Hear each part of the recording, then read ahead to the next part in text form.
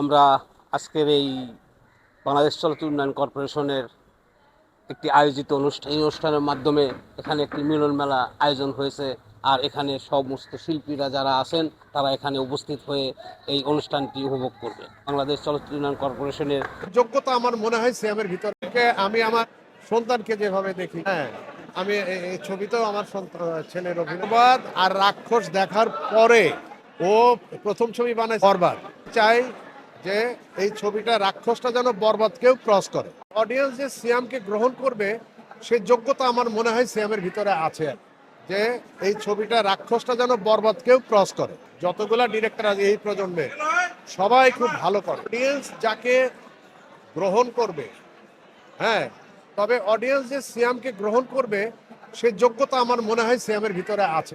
স্ক্রিনের মাধ্যমে সে তুলে ধরার চেষ্টা করছে এবং সে সাকসেস হবে।